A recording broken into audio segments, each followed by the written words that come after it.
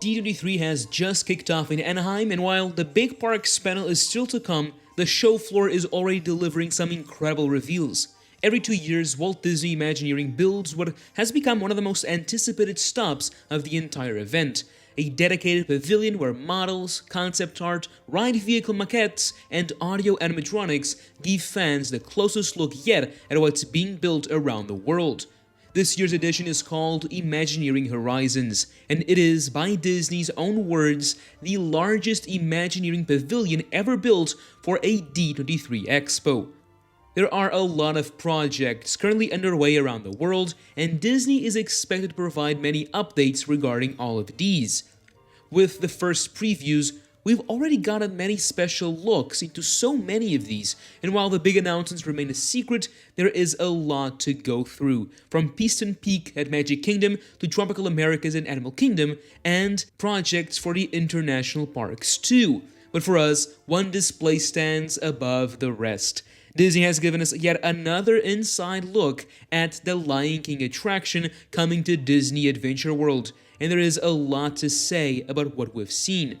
Let's get into it. Do you remember the first time you saw Spaceship Earth?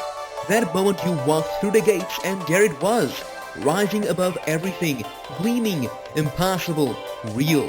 We do, and we never forgot it. So we did something about it. Introducing the Spaceship Earth collection from Main Street Wonders.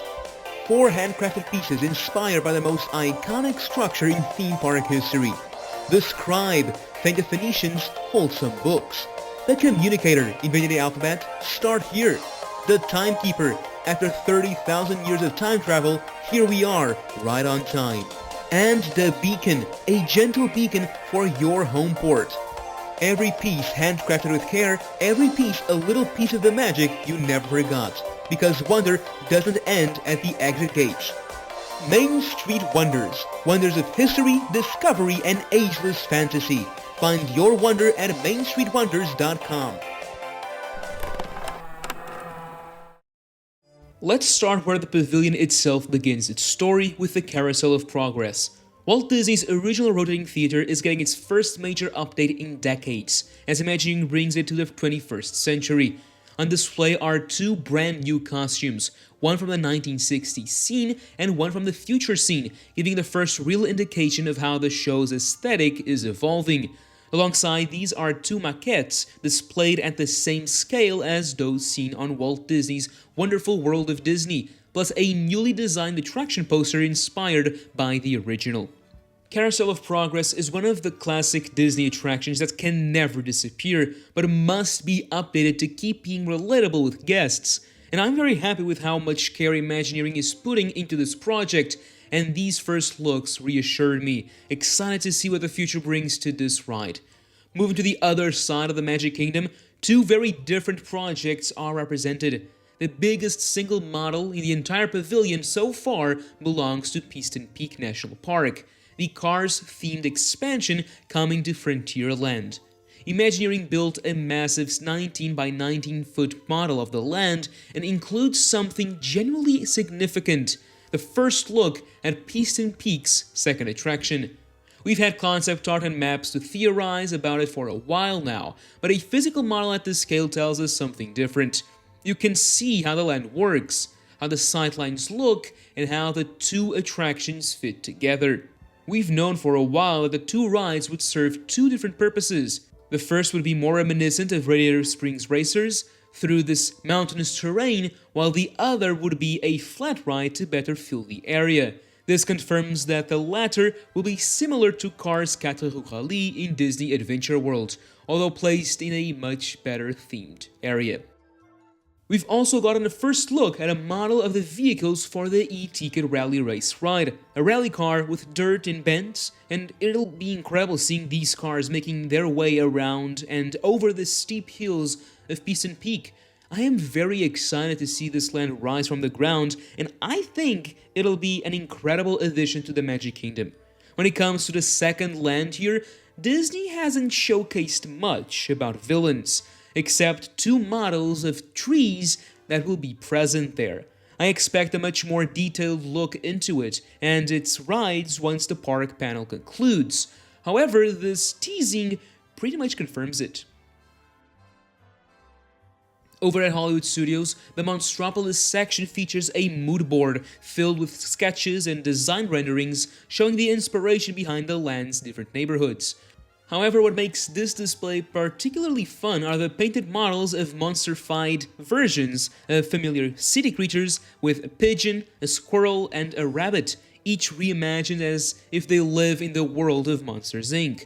I was expecting Disney to bring back the model showing the insides of the coaster. It's interesting this is all they showcased so far. Well, either way, when it comes to Animal Kingdom, the Tropical Americas display is one of the most important of the Walt Disney World section. 3 distinct elements are shown. First, the Encanto ride takes center stage, here with several audio animatronic figures that will become a part of it, including an amazing capybara figure. But most important are the ride vehicles, which might give us an idea of what the ride will be like. Well, first of all, they're absolutely gorgeous, being made of different items from Casita. However, what I find most interesting is that they appear to be a trackless ride system, similar to Ratatouille. I expect Disney to give us new details very soon regarding this major new ride coming to the 4th Walt Disney World Park. Close by is a new look at the beautifully detailed Mayan pyramid that will serve as the facade for the Indiana Jones retheme of Dinosaur. With the outside looking like this, I can't wait to see what Disney has in store for the actual ride. We also get to see a few of the sculpted animals that will be a part of the carousel in Tropical Americas. I think this land is truly shaping up to be an amazing addition to the park, and one that it desperately needed. Well, let's now leave Disney World and go to the West Coast, where 3 projects for Disneyland are represented. The Coco attraction gets a new queue rendering and a miniature replica of the statue of Hector. I expected more for this ride. I guess other details will be provided after the presentation is done. The Avatar destination at California Adventure gets confirmed, once again, after several rumors and speculation saying that it was to be replaced, with both a rockwork model and a ride vehicle model. The first is very interesting as it includes the monorail passing by its side. When it comes to the boat, it once again makes me think of Shanghai Disneyland's Pirates of the Caribbean ride, which uses a magnetic rail to control its speed, turns, and overall movement, adding a much more intimate and immersive experience. I'm sure this ride will be one of a kind and leave guests breathless. To finish off here, there is the Avengers Campus expansion. The expansion model is on display alongside a ride vehicle maquette for what is going to be one of the most technologically ambitious attractions Disney has ever built. If you haven't followed this project, this includes 2 rides. Stark Flight Lab puts guests in a 2-person pod that a robotic arm picks up and moves through a simulated flight experience, with Robert Downey Jr. reprising his role as Tony Stark. And then there's the Avengers Infinity Defense, a massive new e-ticket attraction that will combine countless possibilities into just one ride, as characters from all over the Marvel Cinematic Universe come together to fight a new version of the iconic villain Thanos. I'm excited to see any new details and updates regarding this ride. When it comes to the international parks, for Hong Kong Disneyland, Disney put a full physical model of the new Marvel-themed area on display, giving the clearest look yet at the Avengers Tower drop attraction and the surrounding Stark Expo buildings that will house it. Earlier concept art had already confirmed that the ride uses a Tower of Terror-style freefall system, with Doctor Strange, Thor, Black Panther, and Spider-Man all featuring as riders drop, with Asgard visible in the background. I wonder if the 3 different shafts will each provide a different adventure. The model really makes it easier to understand what Disney is going for here, with a large tower in the background of the land. Also included is an Avengers Quinjet. The tower will completely change the park's skyline, with a massive Avengers logo on the top. Shanghai's new Spider-Man themed area receives a mention, but nothing new is showcased, which is interesting as that's all that we have currently happening for the large Chinese park. Perhaps we'll get a new announcement during the presentation? We'll see. The Tokyo Disney Resort has received more representation than I expected, as it's completely owned and operated by the Japanese Oriental Land Company. Here, two projects are shown side by side.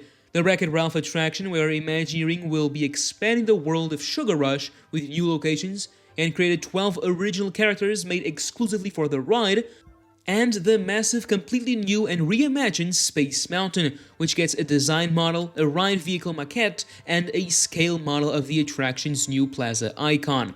Tokyo is completely rebuilding Space Mountain from the ground up, and the new design model confirms this is going to be a fundamentally different and significantly more thrilling attraction than the one it replaces. The new trains look very futuristic and clean, and these feature an individual lap bar system. There have been rumors regarding other Space Mountains around the world. We're definitely keeping an eye on this. And that leaves us with Disneyland Paris. Currently announced is the Lion King themed area for Disney Adventure World, and Disney has put quite a bit of emphasis on this ride here with several models to look at.